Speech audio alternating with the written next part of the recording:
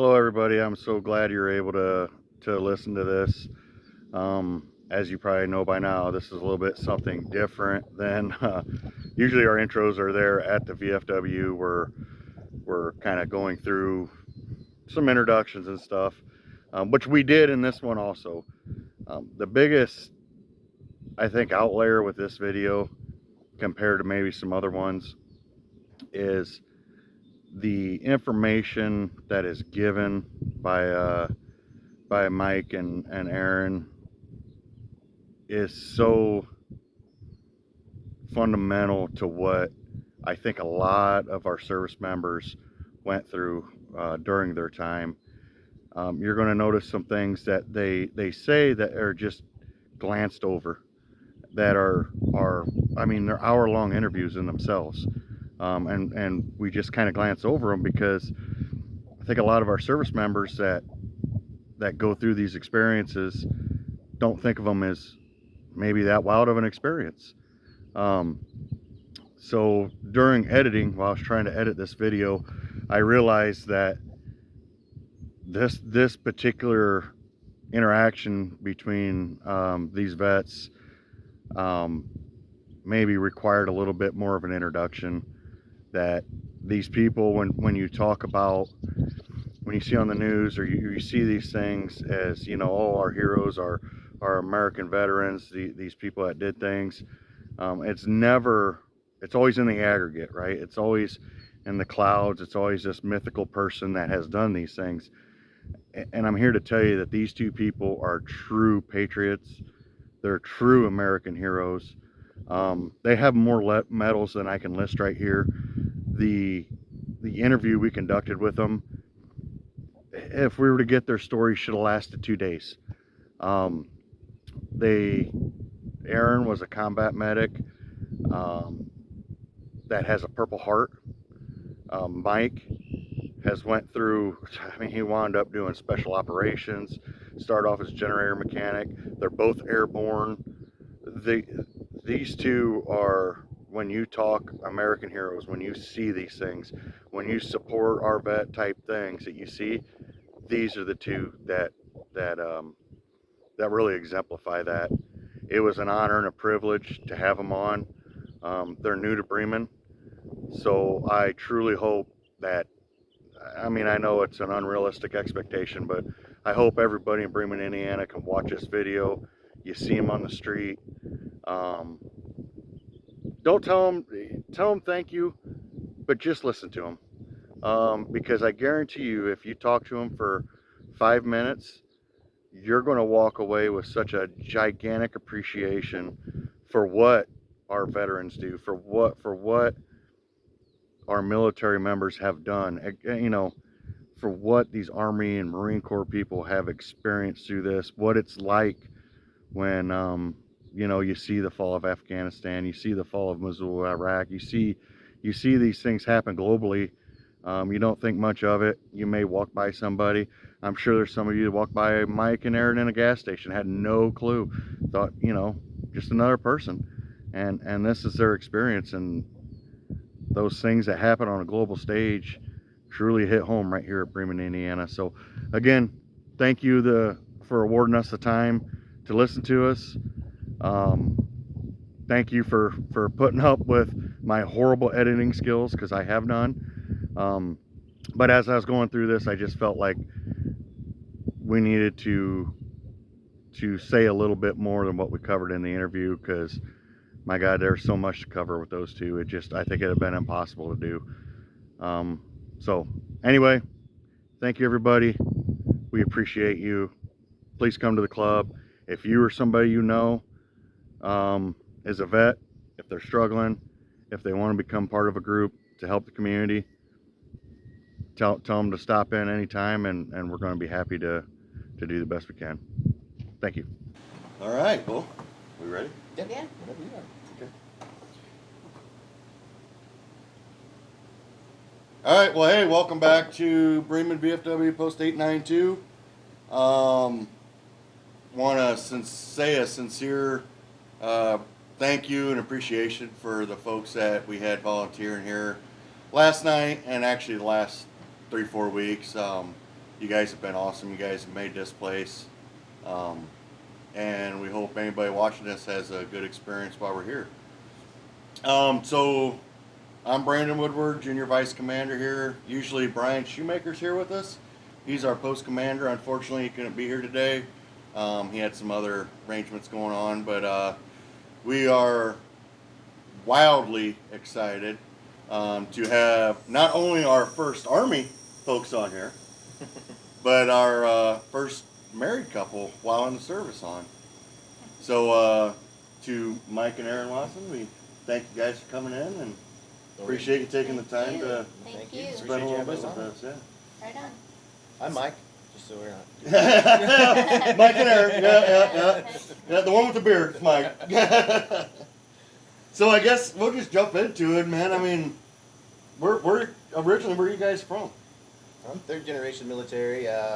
My grandparents are all from Maryland for the most part, and then I joined the Army and was stationed in Alaska and Colorado, and 2 tours in Afghanistan and 1 in Africa.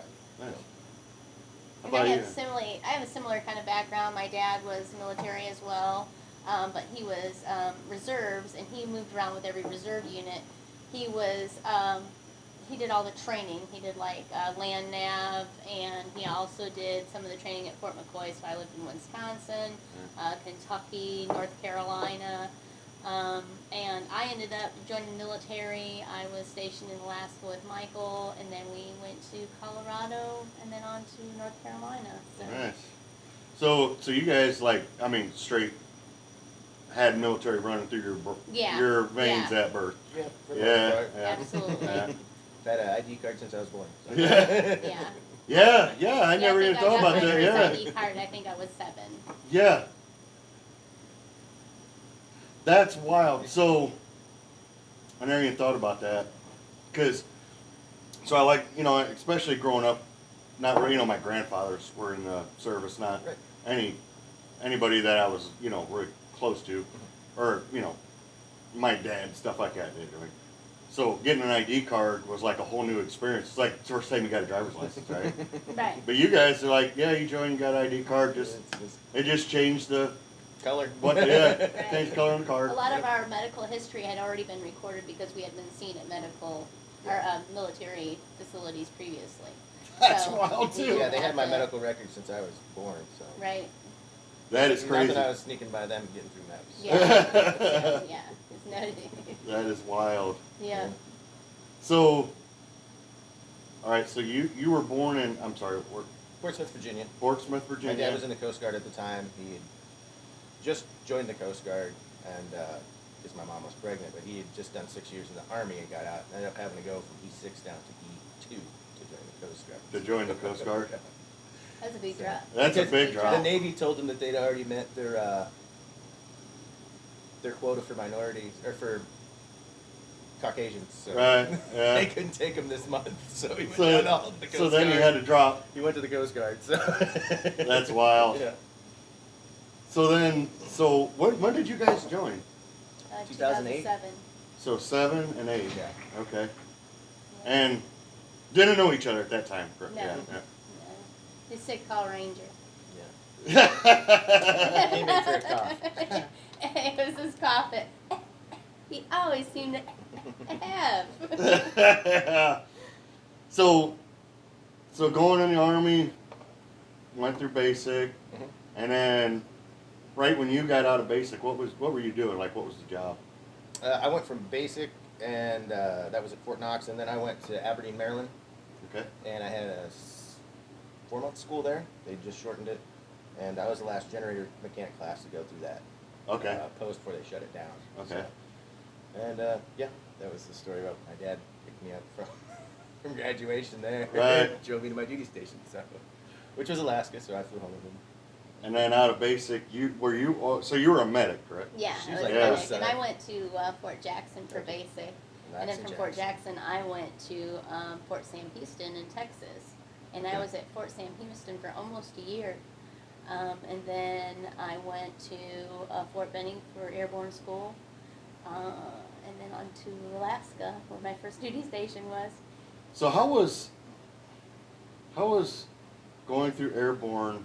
As a 4'10" person. Yes, a Yeah, 4'10" female. I was definitely the smallest paratrooper in Alaska for a long time, and I think until probably about 3 years ago, I was the smallest paratrooper they ever had. Really? Yeah. So yeah, it was definitely an experience. And my first jump experience, like when I jumped out, they say jump out and check your rate of descension of the other jumpers, right? And I looked out and there was nobody else out there. I was like, oh snap! I was like, oh, there they are. This is good. And I just floated in like a little butterfly. And it's okay. Because everybody's so Yeah, much everybody- heavier. They all fall She'd like jump lawn first, I'd darts. jump last, we'd get the ground safe. Yeah, they all fell like lawn darts. It was easy for me. So yeah, I just float right to the flagpole, no problem. So That's yeah, awesome. Then every once in a while you see her go, how are you going back up? yeah, yeah. Get a heat pocket, go back up. That's wild. Yep. So now at this time you both were in Alaska. Mm-hmm. Mhm. Is that where you guys met? Was in Alaska? Yeah, we met there and then we think didn't we spend might time have together saw until we each were other. downrange. Yeah, we might have saw each other, but right before we deployed, you know, every unit is completely chaotic. All the medics were with medics. They were doing outside training with Right. medics. And so I didn't really get to see Mike for a long time until we got to. But then she was with Charlie Company, Right. then attached to Easy Company, which was our mechanics, so we were the support unit, and then we were also attached to the Infantry Company Apache.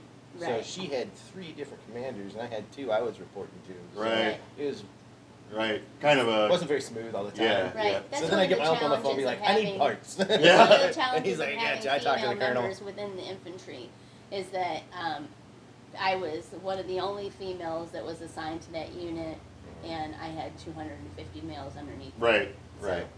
Yeah, so we weren't supposed to be together, Yeah. Yeah. but it did end up that way. And it really bothered the infantry guys. And then it was like Master Blaster. It really bothered the infantry guys really that I could bugged uplift them them all as really the bad. generator mechanic. Really That's when they bugged started them. taking me on missions. They're like, "Oh, you're on the motor team this time. You're carrying the base plate. Now you're on the rifle team. Now you're on-" Yeah, I don't care if you're on the record. You're also on this. Okay. yeah. So and then how did that happen too? So, because you went to jump school also, right? Yeah, but I didn't go After until we got. home.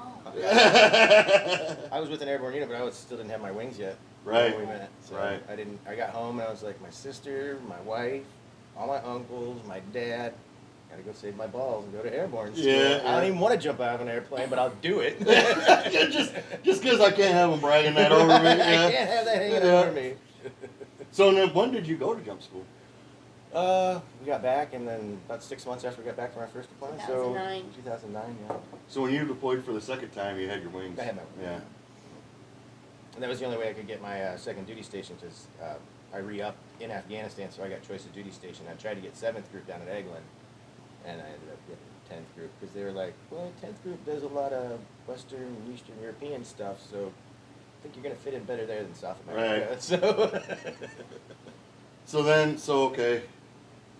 If I'm tracking right, we went through basic. We Mhm. both went to Alaska. Mhm. Kind of, maybe sort of saw each other a little bit, but not Right. 100%. I got there about 90 days before I deployed. I didn't even go through any of the training. Right. I didn't even know anybody when I got there. Right. So then deployed. Mm-hmm. That's when we met, or Yeah, that's when we met. that's when we started getting Came in serious. with that BS cough. Yeah. Yeah. Boy, Doc, I got a cough. I tell you, I can't get rid of it. Yeah. Yeah. It hurts real bad. Yeah. It hurts so bad.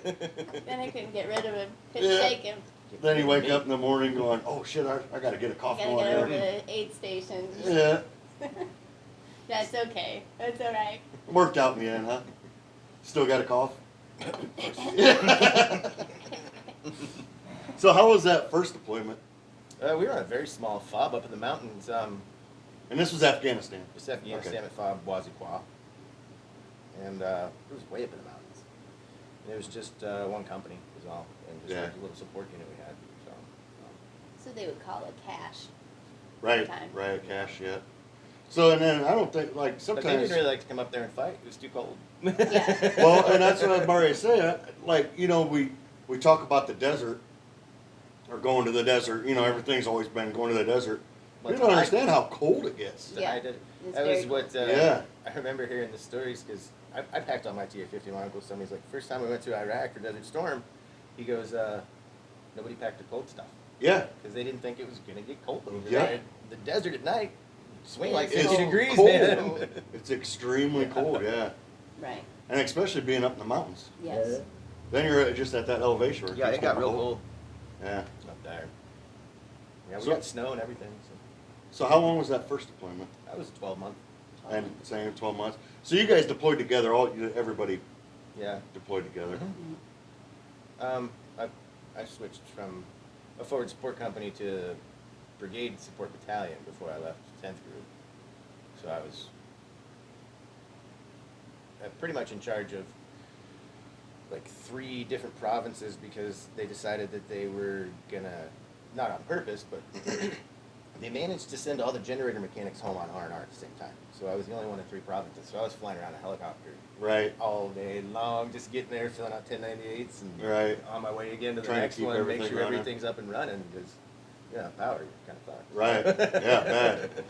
And my first deployment was an interesting deployment for me as well, is because Mike had run a lot of my medical. I was a private at the time, and Yeah, she I had her own ran personal 3K I kept for him. a whole women's clinic out Right. of, just a little bitty, Double basically a trailer. garage trailer. Yeah. And I treated up to like 60 patients a day. I delivered 225 babies on the side of a mountain.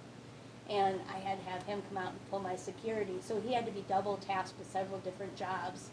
Not only was he a mechanic, but he also had to be the security for the aid station that was functioning. So you guys were busy. Very busy. Yeah.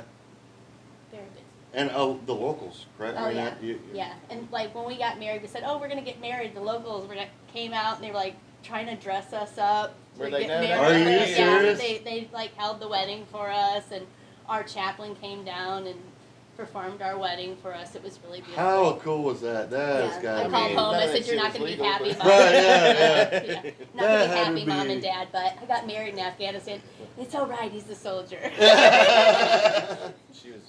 She was the medic and I was the mechanic, so we really didn't have any mission overlap, so Right, yeah, it yeah. didn't affect anything. Yeah. It wasn't like 2 people in the same MOS. Right. So. That is cool. So that's something that not a whole lot of people can say. No. No, we're probably in a very small percentile. Yeah. Yeah, I mean, the odds definitely. of having things work against you, much less to not both be military, but the odds of you getting divorced joining the military regardless. Right. Us being able to have our children still and, not be separated, that we had a lot working against us, Yeah. and we managed to make it work, and we're Yeah. pretty proud of that. So. Yeah, I'd be too. That's going to be. Your grandkids are going to be telling that story for a long time. Maybe. Maybe they'll get a better one. Yeah, that could be too.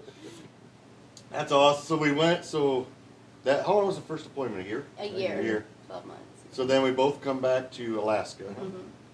Mm-hmm. 6 months. You decide to start jumping out of perfectly good airplanes. Yep. Yeah. You know how much the Air Force puts in to keeping planes afloat? You don't got to jump out of I Yeah. know, right? Yeah. My dad told me, he goes, You "There's guys are only gonna two land things this, that aren't come you?" from the sky. That's bird shit and idiot." I'm like, "Oh, what are you trying to prove?" Yeah. That's awesome though. Yeah. That is so cool. So yeah, and then we had a quick turnaround, and I went to JRTC, and then I got put on a detail to NTC. So I was gone like 4 months out of that. 6 months we were home, and then boom, we were back downrange. Yep. So you were by yourself in Alaska for 4 months. Yeah, for a little bit. Yeah. Well, she had But Amish and I Fiona. was our working older- and Right. Yeah. I mean, still yeah, doing the job. Mhm. Yeah. yep. And then I had to send my kids back to Indiana to stay with my parents. My dad lives in Knox, and he's an educator at Colburn Military Academy, or at least he was. Okay. So my kids came back here, and so yeah. It was That's a- enough. yeah, Yeah. So that's something else I don't think a lot of people right, understand when we about the deployed for the strain second of time. deploying is, you got to do something with kids. Yeah. And then since they hadn't grown up around it, and they just kind of got thrown into it and then sent back, they didn't understand how that world worked, and we didn't get the opportunity to educate them on that. Right. So 'cause Right. it's a completely different system. Right. Yeah. It So is. it's like when I get yeah. to the civilian world, I'm like, Everyone in your this family isn't has how I to remember it be being. adjustable. Everyone. Yeah. So- No, yeah. It's not just the member. Right. It's everybody in Yeah, the your whole family. family deploys. Yeah. Yeah, with you. Whenever you deploy, your family's going to deploy with you. I Right. mean, they're going to live that experience. They may not be in Right. the desert with you, but they're Right. living through a deployment. Exactly. Right. No, I thanked my mom many a time. She was trapped on Kodiak Island, and my dad was gone 300 days a year. I mean, the Exxon Valdez spills had just happened when he got there. So my mom was Right? basically a single mom for a long time. Yeah. So, but once my dad got to a small boat station, then it was didn't come home every Right. night. But still, you know, it's weird for me to think because he was doing drug interdiction and search and rescue, and he would come home. I guess like being a cop, you have to shut that off. Whereas like as a soldier, you get time to decompress when you come home because then you need that because Right. you've been on edge for 9, 12 months. But there's a lot of people that have to come home every night and shut that off, and I respect them for that. Yeah. So, It's a hard thing to do. yeah, I mean, you come home, you get time to decompress, and as in the military, and they take you through all your medical, and you talk to people. And, Yeah. But these guys just come home at night, and Yeah. that's it. And they had to Their do- wife might ask them how their day was. Right. Have to turn it on again in the Yeah, morning. Yeah. So that's a good question. Like when you guys were leaving, Oh, waking up in the Iraq, middle of the right? night, well, looking for your weapon? yeah. All the Yeah, time. yeah. Like at least 2 weeks after you get Yeah. home. Yeah. Where's my weapon? Did you Still- guys still. fly through Saudi and do the Yeah. 2-week thing in Saudi? No, we didn't do the 2-week thing inside. We laid over there, but then you had We like a did it 2-week on thing when you our- got home. Oh, you did it on R&R, post. Through an R&R Yeah. too as Oh, well. okay. And a lot of it was video chat. We were because the 25th Infantry Division is based out of Hawaii, so all our doctors we Right. talked to were teleconferences Yeah. to Hawaii. Right. So, Where some lady sat in a box on the other side of the world and Yeah. clicked a button. Isn't that nice? Yeah. Talk to yeah. these idiots. Yeah, too. we'll talk to these people. Yeah. Click a button. Yeah. Yeah. No, we had to spend 2 weeks in Saudi before they let us come back. Remember my And it mom was the told most me about it. boring. You sat in a tent for 2 weeks. Hot. Hot. Yeah. Hot. Yeah. Like hot. Like Yeah. throwing sand at yourself in a Yeah. blow dryer. And you can't sleep Hot. in past 7 o'clock, regardless, because your tent's 1,000 Yeah. degrees. The only place you can go hang out is they at least had a movie theater that was air Yeah, conditioned. Yeah. Don't forget Or your the chow hall. Yeah. Yeah, the worst was I remember I walked all the way over to the Chow Hall movie theater, and my tent was like, maybe only a half mile away. And I'm like, forgot my dip, but I don't think I'm going back. Yeah, I know. Summer through this one. Yeah. Not doing it's too hot. Yeah. I remember getting in there one time and I got into the shower in all my clothes and there was a local national Well, and PT's woman not in a there uniform. that was cleaning. She was very upset with me because I Yeah. just got in and everything. And I walked to the MWR and by the time I got there I was completely dry. Yeah. Like, shoes Oh, yeah. and She everything. Yeah. goes, I was just took a dry. shower. I Yeah. go, Yep. okay, Yeah. you look dry to me. That's wild. So we come from Afghanistan was the first one. Come back, and then we went to Iraq for a second. Afghanistan. Afghanistan the second again. time to the same province. It's the same province. No, we're really. the next province. We went Paktika the first time and Oh, there Paktia you the go, second Paktia. time. And we were at a Okay. big air base then, Right. airfield Okay. at Salerno. It's true. So And how was that one? that was a different That was a experience. different I mean, experience. That was a You whole got different hurt on that one. experience. there You was got a hurt on that PX, you one. could go get dip, but I spent a lot of time running around. Yeah. I got flown out a lot. Actually, one of the funniest stories is I went out with one of the group, I think it was 5th group at that time. And I went out with them and I came back and it was just a quick little fix on a generator, but it was in the middle, it was right on the border of Pakistan. We got back and pitch black and you can see little sparks in the air and everything's pitch black and I just walked right into the side of a Huey. As I get out, how many helicopters are out here? And then that's when you look around and anybody see that. Yeah, I'm like, Yeah, do I that not way should I you put make my that- hands down? I did that in public. So now you guys deployed together too the second time, right? Yeah, that's but she awesome. went home early after we got blown up. Yeah, I got blown up. I was there for another couple months. Yeah. Yeah. Then my sister came in, her unit relieved us, 101st Airborne. Yeah. So how was that experience? That was definitely an experience. It's definitely a life changing experience. Not to demean anybody's experiences getting blown up, but when you get blown up with your wife and then you find out she was pregnant, like, it's different than just having your battle buddy there. Yeah. So, Yeah. I mean, I'm not trying to demean anybody's experience, but It's to, different. to think about that really messes with me sometimes. Yeah. So, like, what I could have lost. Yeah. Because we come back from R&R, right? We just got back from R&R. Yep. Right. 20 minutes on the ground. We just dropped our bags off. Hadn't drawn our weapons back out yet. Yeah, we I didn't ended up even having to go. weapons. I had this little lieutenant. She was sitting in the corner. I had to go steal her pistol because she was Yeah, not we doing had a anything with it. I'm lieutenant like, that I'm was gonna go pull freaking guard. out. Mike walked right up to her. He's like, "I'm gonna take this I from you, need ma'am." that. He took it right off her I'm chest. like, I'm gonna go pull guard She on was this like, door. Yeah, take Take it. Yeah. So She freaked was out. Yeah. terrified. So yeah. Yeah. So what happened? Was it? So It's a it was 12,000 a pound V-bid. You can look it up. It's Bob Salerno 2012 on YouTube. it was a You can watch it. huge And- vehicle-borne IED. So the crazy thing was, so we had people calling before the attack even happened because Al Jazeera had aired this, of them training up for the attack. Really? Al Jazeera TV had aired all this. Right, just prior And so to them people are attacking. calling. Like, hey, Like, hey, did you guys get blown up? And we're like, what? And What are you talking about? why do you know before then- we know? Yeah. We're here. Yeah, people are So- like, my wife called and said we were gonna get blown up, and I was like, Yeah. how does she know that? Yeah. That is crazy. Yeah. So that was Yeah. a weird experience, and then there was a lot of suicide bombers came in after that. Right. That was They- the first they time that- came in our uniforms. They looked like us. They Yeah. had Well, stole our what- the uniforms. messed They up thing was purchased our some- uniforms on the line. So when they came through the gate and they actually detonated this 2,000-pound vehicle-borne IED, they went through that hole, and our teams weren't engaging because they looked like us. Right. And the weird thing was that everybody should have picked up on. They were all clean. Right. They'd washed. Very Yeah, they clean. washed the uniforms. Very Mhm. clean. They Yeah. washed They everything. smelled like lemons. We should have Yeah. picked up on that. Weirdly. Yeah. Looking back on it, it's like All the rest of us hindsight. smelled like BO. Right, This yeah. group smelled like lemons. Yeah. You know, and they were shaved. Yeah. Yep. And so, That was weird. yeah, I remember when we walked out at DFAC thinking, oh, there's something off. There's something off. And they were like getting on trucks to get out of the area and because they were going to Yeah. explode at any point.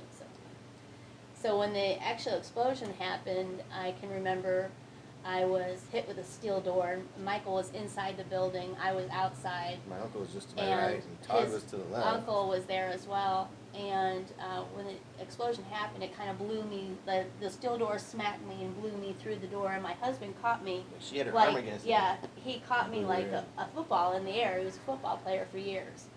And so thank God for that because I probably wouldn't be here if he Right. wasn't. And so he caught me in the air and pulled me down. And I can remember, like, in that moment, looking at his face, and he was scared. I have never seen my husband scared before. I had deployed with him before.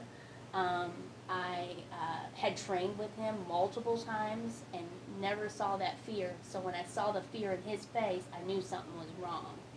And I just kept moving. I just kept going, oh, well, we're just not going to pay attention to it right now. And then Quick Action Forces came in and they said, we have to move you out of this building. This building's been hit.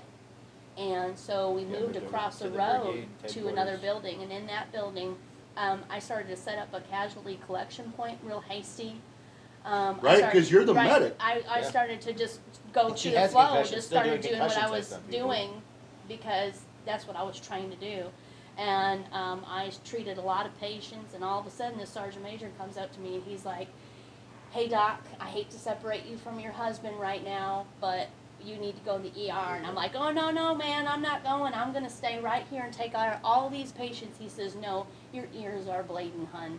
You need to go. And I'm like, oh, I'm coming, Elizabeth. That moment in time, I was really hurt, you know. And so he stayed there, and they had to separate us, what was really frightening. And so he could not focus at that moment in time about what was going on because his wife is just being Right, yeah. exited off, you know. And that was his team member as Right. well, not only his wife, his battle buddy, his coworker, his partner. You know, his security has been taken away as well. Right. So, yeah. So my first thinking is, well, Aaron's not here anymore. John, where's your gator? It's I like- got to get down to the motor pool, make sure everything's Yep, okay, and yeah, check I in know. with my command now. Right, because there's jobs to do. Yeah. You know, after something like that, there's a job Right. to do. Right. So I bombed back down to the motor pool as fast as I could. So like, she did her job. I need to go do mine. Yeah. So. Right. And then so from there, you got flown off. I was right? taken to got medevac out, Bagram. yeah. Yeah, Yeah, I I was didn't taken have to any Bagram information for a long about time. 2 weeks. And then they flew me off to Landstuhl, Germany, and I was in cognitive rehabilitation there for about 3 months. Yeah. And then that's when you found out you were pregnant. I found out I was pregnant. And they're like, yeah, so, we need to check and see if you're pregnant. I'm like, oh no, my oldest is 17, the tubes are tied. It's all dried up. Well, it's all dried up. It doesn't work anymore. And the lady's like, well, we have to check, it's our responsibility. And she comes back and she's all dancing and excited. She's like, congratulations. And I'm like, no, you got the wrong person. I just left a war zone. I said, this isn't me. And she had to explain it to me. Then we had to try to find Michael to let him know right after we had this serious attack that not only was his wife okay, but she was also pregnant. And then he walked around like a superhero. I was gonna say, like, yes. so how did that work? So, okay, so I'm trying to put myself in your shoes. I'm married, just got back from R&R, probably had a nice R&R time. Did. Just starting to get back in. It We're was there a for good 20 time. minutes. It was a good time. Yeah, apparently so. It was a good time. They're just in line. I gotta get Yeah. weapons here a little bit. Boom. Your wife leaves. Right. Don't have no clue what's going on.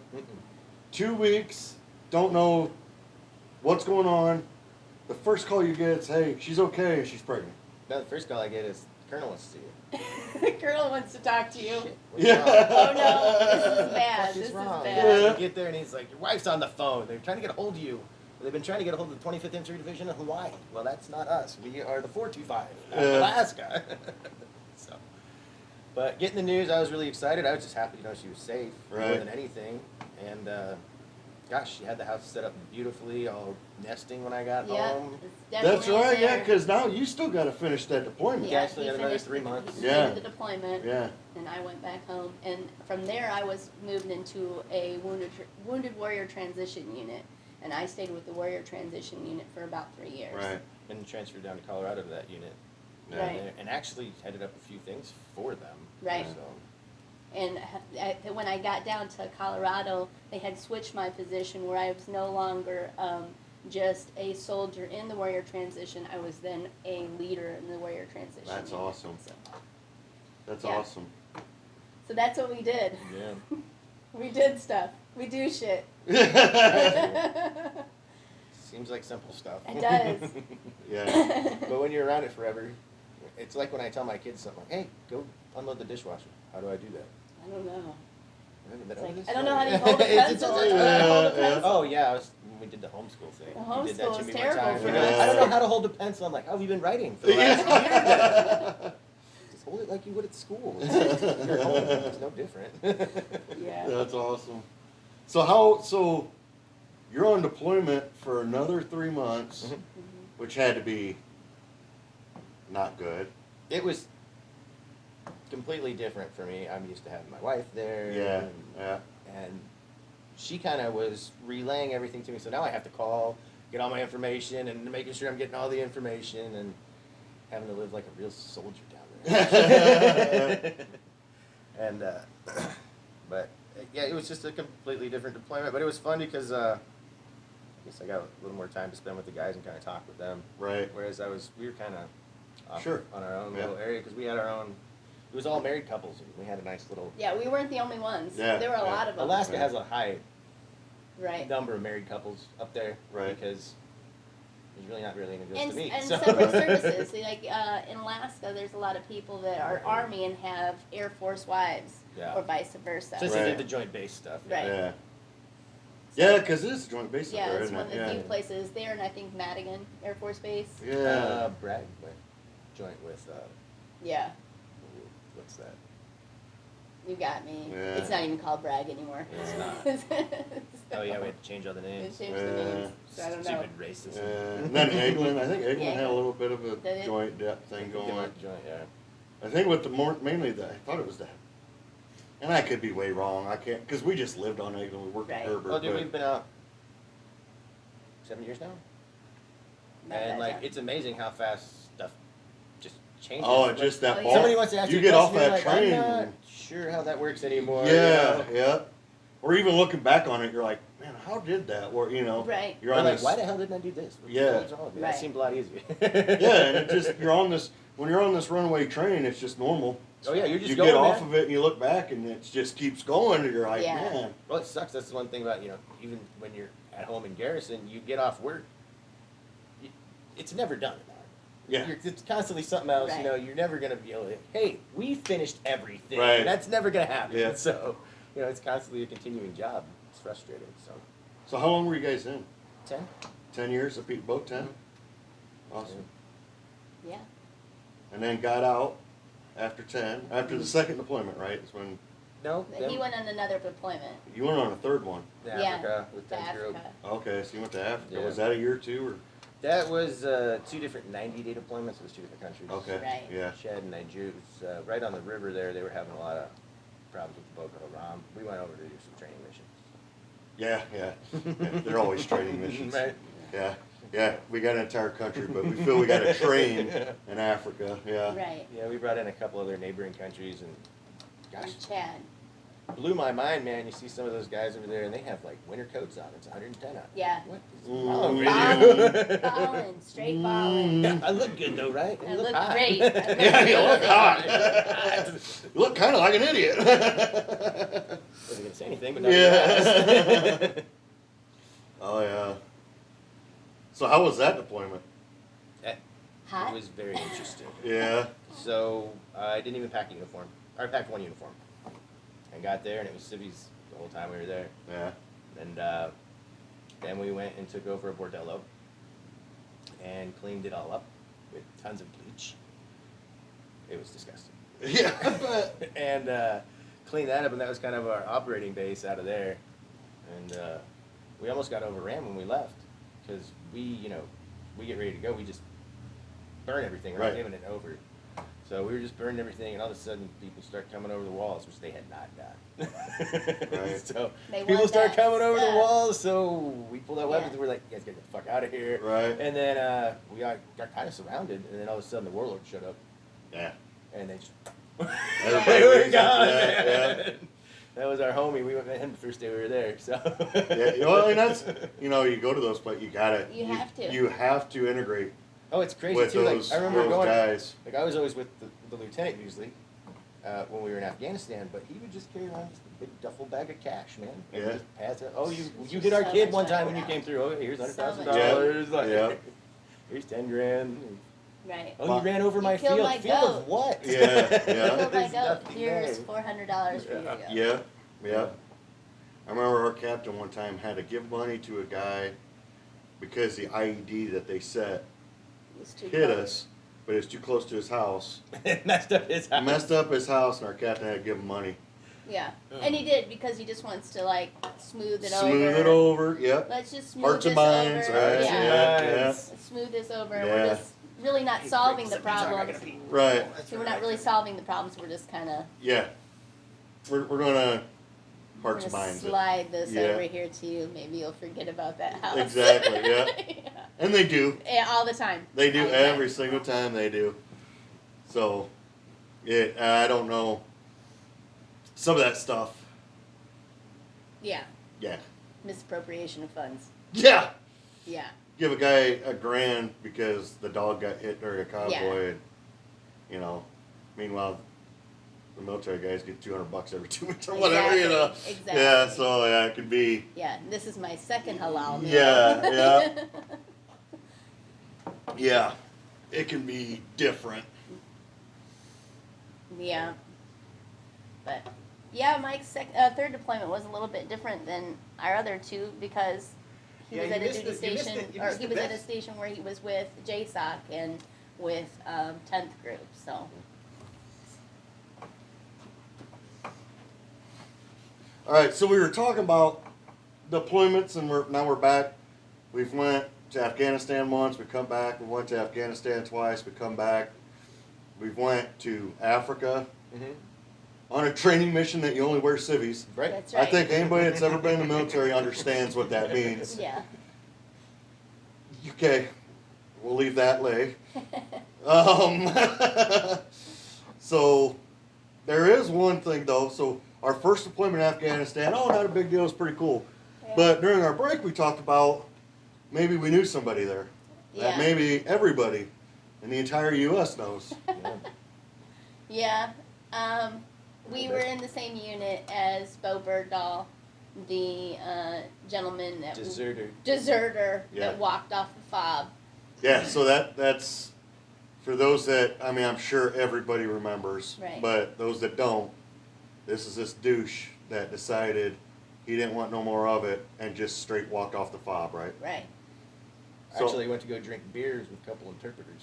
With Yeah. a couple of Thought interpreters. he was gonna fix the whole war. Yeah, He yeah. was always kind of like off even before we left on DCS, and I can remember I'm standing there and I had a clipboard in my hand and I'm kind of checking everybody through quickly as they, did you get all your vaccinations? Blah blah blah. I'm going to check all these things and put them through MedPros. And he walks up to me and he says, "Who are you?" And I said, "I'm Specialist Watson. What can I do for you?" And he says, "You're a girl," which was really weird thing to Right. do. Like try to intimidate, which was odd intimidation thing. Right. But it wasn't that unexpected. These kind of things happen all the time. Right, yeah. Right? And he goes, "You're a girl." I said, "I'm glad you noticed." And Yeah. let's keep Yeah. rolling. Let's keep rolling. And he goes, "Why are you here?" I said, "I am in this unit. What's your problem?" And he says, "But why are you here?" I says, "Well," I said, "you can't do a security check on a Muslim female, can you?" He says, "No." I said, "That's why I'm here, and I'm going to be with you the whole time." He goes, "I don't like it." I said, So that was your first "Oh." interaction with. Yeah, I was like, "Oh, okay, well, you don't have to, man. Roll on," right? And so that was, I remember thinking, boy, that guy's weird, and that was just the end of it. The next time we had an encounter, he had told us that he thought that he could walk across Afghanistan, that it would be nothing like walking across the streets of New York.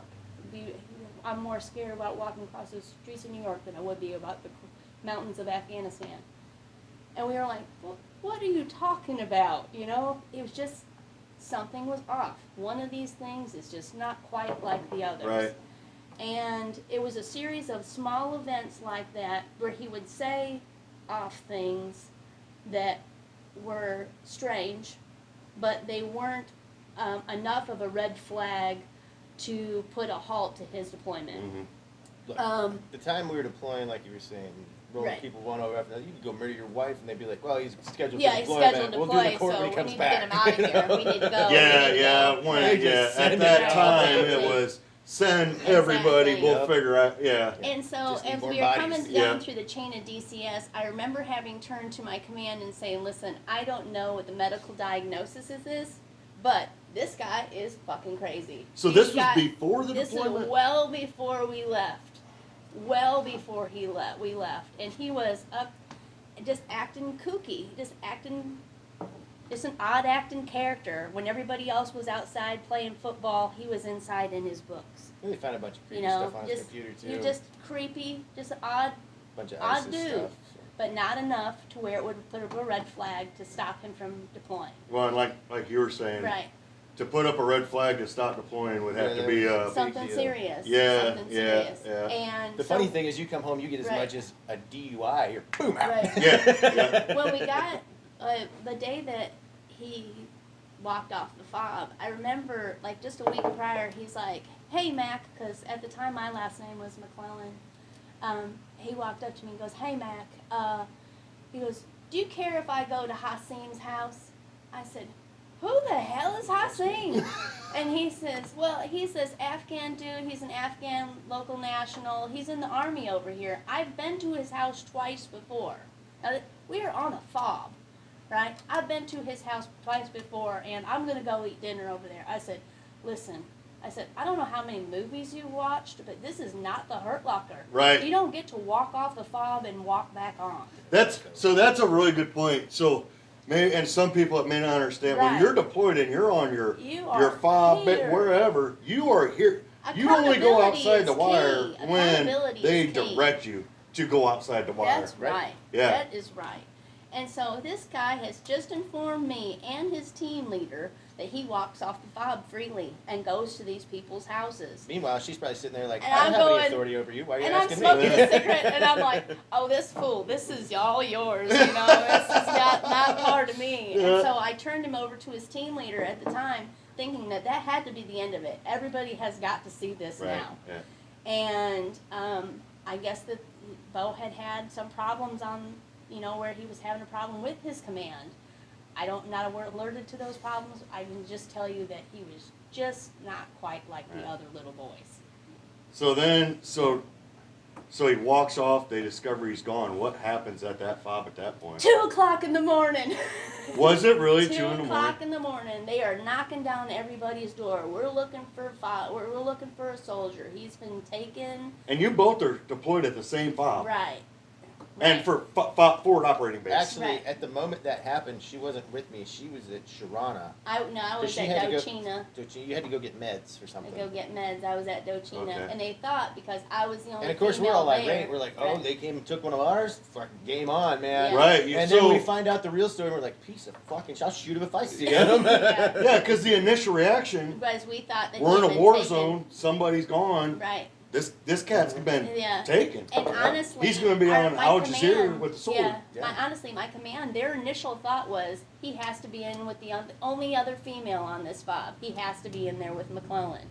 So they come knocking on my door at 2:00 in the morning. Where is he? Where is he? I'm like, he ain't here. He's not here. Nope. Wrong room. Right?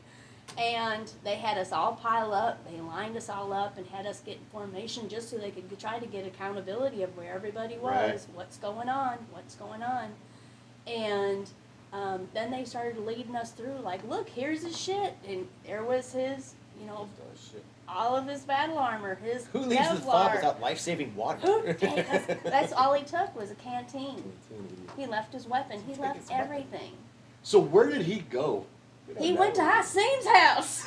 And then was kind He of went taken. to Hasim's house. He got loaded onto a truck and probably butt-fucked the whole way back. I don't know. Not my problem. Did he come back then? But because No, I we forget. traded some assholes for him. Yeah, we Like, traded just a couple 5 years ago. detainees So in he did- Guantanamo Bay. Thank you, Obama. Yeah. Obama traded for this fool. And when he was picked up, he was also picked up by groups, members that were with 10th Group, that were with Michael at his other duty location. Right. So we had to follow this guy around.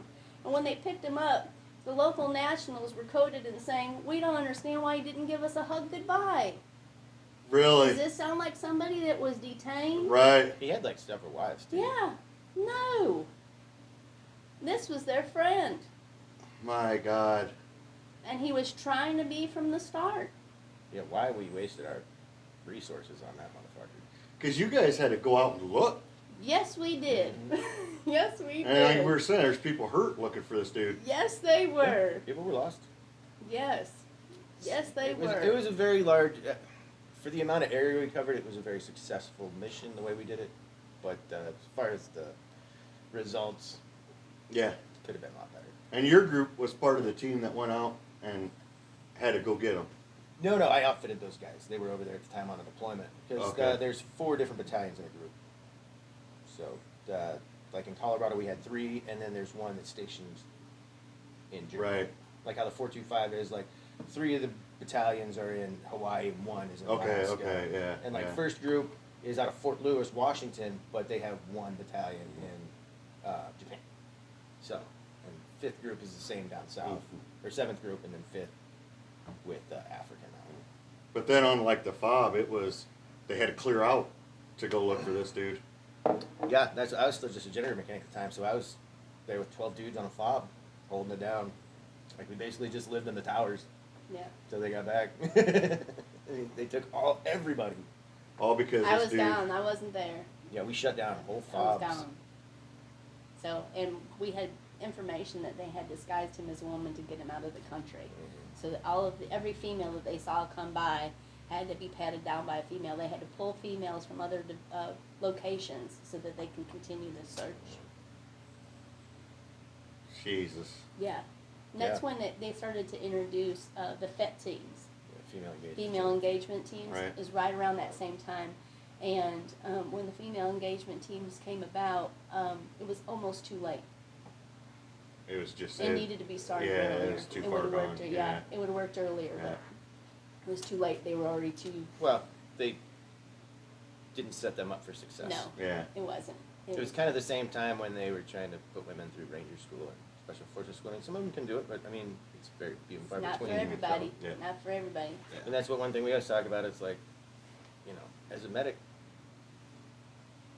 she can just barely drag me off the battlefield. So, Right. you know what And I mean? will drag you off the battlefield. Right, yeah, I'm not I mean- carrying you. I'm not. Right. Yeah. And I've had people ask me that several times, like, have you ever had to take somebody off the battlefield? Yes, I have. And I will drag you. I'm dragging you the whole way back. Mm-hmm. Well, you got to, right? Even through Right. your training, you got to you got to prove you can do that. I do this weird monkey crawl thing. It works. Anyway. Yeah, well, I always just figured you just carabine it to your vest. And Yeah, that's how I did. I'd carabine them to my vest and then drag them.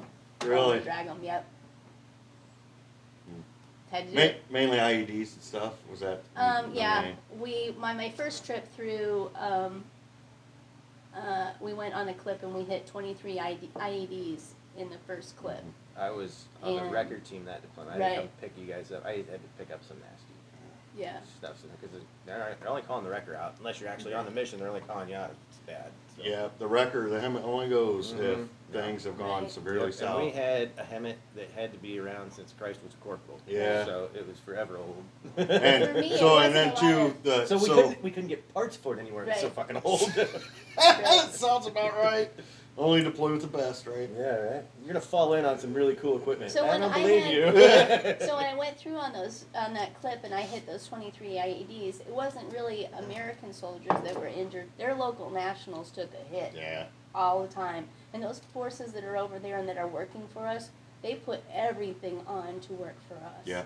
I mean, everything out there. And the way we left Afghanistan, the way we did, and left those people that helped us before is a tragedy. You know, that's Yeah, they've been rolling over for centuries. What Yeah. the fuck's the difference? when Missoula fell. Because I spent most of my time at Missoula. Well, a lot of my time at Missoula and Spiker. Yeah, just sitting watching the news. I mean, imagine you felt the same, and you're just like, When I that just wasted fell, my fucking time, right? Yeah, I just wasted everything. And then when Afghan fell, because we half of our I thought- squadron went to. I thought that was a Afghan. cover. I thought we were gonna wait for them to do something and come back And in then go rock back their in and world, get 'em. We just left. We just left.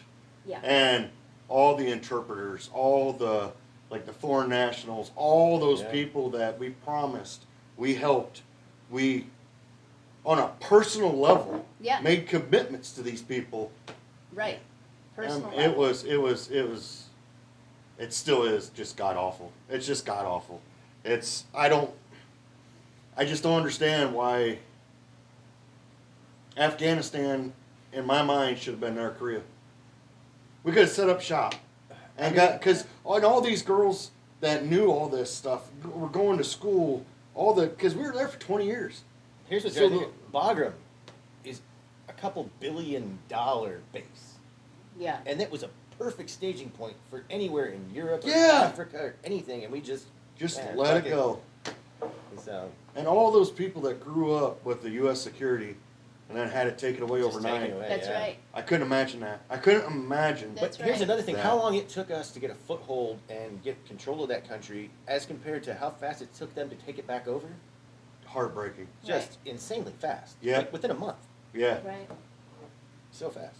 I remember first deployment is when females first got the right to vote, and Oh my god, I remember that vote yeah. because we had to pull extra security for we it. pulled a too. whole bunch of extra security, and when we went down to the school, they had blown the school up, Yeah.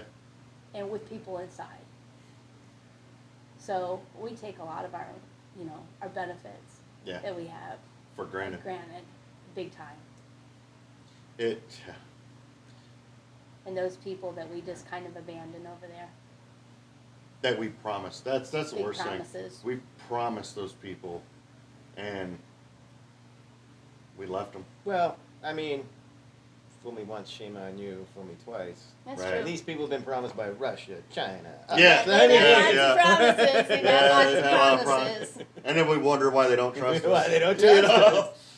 But No, I yeah. wear a Canadian flag on my backpack. Oh, it's mine. Right. Exactly. Exactly. I wear a Canadian flag when I travel. That's right. So wow, so that's you guys have lived a wild experience in the service. Yeah. And especially going in, because you went in 07, right? Mhm. So that's like, cause I think it was like, what was it, 06 to 08 was the surge? Yeah. Yeah. Isn't that what they called the surge? That's when we were breaking. 06 to 08 or 05 to 07. We Someone That was started 06, putting more money 08. into Afghanistan because we were bringing Iraq down. So right. because we were the poor war for a long time, we didn't get into the cool stuff. Because we The deployed, poor war. we deployed with all these guys that had just came off an Iraq deployment. Like, oh man, DFACs are great. We get to Afghanistan, we're like, this place sucks. I'm like, what kind of rich man's war did you fight over Iraq? Dude, if it makes you feel any better, well, this is gonna make you feel worse. So yeah, Camp Spiker Yeah. was one of the army posts. We travel there. That's most time we were in Missoula, which is an army post. Mhm. But the chow hall, you could select steak if you wanted Oh, it. man, yeah. It was you guys awesome. had like Dirty. 5-star It chefs. was dirty. dirty. It was dirty. Or now you get to Spiker, you're living off MREs for months. But Yeah. Spiker up through like that northern Baghdad area and all that. That's Oh kind of man, yeah. I never really minded. That's what we loved Missoula. Missoula was awesome. It was like Club Med, man. When you go back to Missoula, Yeah. I don't doubt it. they loved to mortar that place though, because that chow hall got blown up a couple times too. Yeah. That was in I think it was 05. It was right before we got there. They blew that chow hall up. Some again, local national come in. There's like 4 of them come in with suicide vest and blew the hell out of it. I think there's like some SEALs and stuff that were there that got lost. I mean, there was a bunch of people died. I'm gonna say Prideful said he was there when that happened. yeah, If I remember right. it was a pretty big deal. John was probably there. He's been there for everything. 17 deployments later, That's crazy. he's Yeah. just about to retire. So now we're okay. Whew. Let me get off that roller coaster here for a second. You guys are awesome. That's wild stuff, man. That's high speed, low drag, underwater night fighter shit. We try. Sometimes. Secret Squirrel Man. Yeah. It's one of my favorite tabs I always wanted to get. It just says regular guy. Yeah. Because we had the guys, and they always put the tabs on when they go out on mission. Oh, Because you yeah. can put your own little tab on if you got Yeah. one. I'm cool. Yeah. Yeah. And it was our HUMINT guy, and he always had the one that said regular guy on it. He just had a regular guy tab. So now we get out, and we come back to Indiana, hmm and No, we gotta get out and we go to North Carolina. North Carolina. North Carolina. Where we lost everything in Hurricane Harvey. And then none of our VA stuff went through for about 18 months. She She was there with her mom. I yeah. ended up being homeless for a little bit. Yep, There. we were homeless for a while, and because of the Harvey thing. Yeah. Yeah, and so her Lived mom's in still wrapped up shelters, in yeah. FEMA from that. Yeah. And she doesn't even have a house anymore. She's yeah, we're still house was fighting our with place. FEMA. And then I moved out with my parents to Oregon to help them Log. log their property. It was mostly just clean up shooting lanes for the elk season. Yeah. And But then they I- just got back. right, They've been gone for like 2 years from there helping my sister in Maryland. right. So And then And she was I moved back over military here. also. I found that house in Hamlet that I had intended to try to flip, but it was just whoa. It was out of my hands. I got It was there. definitely out of my hands. I could not keep up and hold a job. It was just too much. Yeah. I stayed there for yeah. about 2 months and I was like, honey, we gotta. It is. He was like, "Babe, We I gotta know do you're trying to something save different." it, but no." I'm here to It's support you, terrible. but You gotta cut sling Yeah. load bed. Yeah, this is really, not. really This bad. is not It was working. really bad. It Yeah. was really bad. I kept trying. I tried really hard and She ended was up. super upset, but when she kind of saw the smoke clear, she was like, Yeah, oh, yeah, Yeah. it was just. we were gonna actually build something, I guess. yeah, Or be it together, was okay. bad. It was very bad. But I definitely tried to save it. It was hard being away wasn't from the good, kids for that long, too. So. but- Yeah, we were 2 years trying to recover, and then we found an apartment. We looked Lakeville. for a house for a long time. We found Which an was in the apartment like the housing boom yeah, where Yeah. things were just so Right. stupid. Skyrocketing. Yeah. right, and then we couldn't afford a house. Yeah. After just losing our house, and we put everything into our house in North Carolina, and we Right. were, it was bad. It was bad just to lose it all, So starting over, starting over big time. and you guys just come into town Yes, and just bought a house in here in Bremen, right? Yeah, we're That's just correct. hitting a year next month. but yeah, it'll be a year in Congratulations. August. Yeah, we're very happy with the community Yeah. and love it here, and VFW's been a great sanctuary for us. So. Yeah, That is awesome, man. and everybody's so nice. Yeah. Yeah. Yeah, so. Well, I know Bremen's better to have you two here. Oh, well, thanks. So thank you guys so Hopefully For we much. terrible bird doll Hopefully we stories. can build our kids into successful members of the community Yeah, also. Yeah. So. Absolutely. Well, with you two as parents, yeah, that's going to be fine. Well, that was one of our biggest That's things. going to work pretty well. You know, when I first got out, I was kind of like, little survivor's remorse. Like, I so much more I could offer, but then I was thinking, I was like, I got all this time to pump into my kids now. Like, Right. how many parents get the opportunity to not have to go to work, stay Yeah. home with their kids, Yeah. do stuff with them, go to school and volunteer, Right. coach? I mean, it's the shit people bitch about when you're over range not being with your family. So, Yeah, exactly. Yeah. Right. Yep. So, but I feel very blessed. So, That's awesome. Yeah. I am too. I am too. yeah, and we're Someplace to call home. Kinda happy Finally get to together. call someplace home. Yeah. Well, after all you guys Yeah. been through, you deserve every bit of It's it. been a long Thank you, thank time. So, and thanks for your service also. Yeah, you bet. hey, Thank thanks, you. Brandon. It's nice Thank to you. meet you. Yeah. Thank you for taking the time today. We had a blast, Alright. man. Hopefully you can Yeah. turn this into something That's right. that Edit some of the sounds like F-bombs. it's a storyline. Maybe.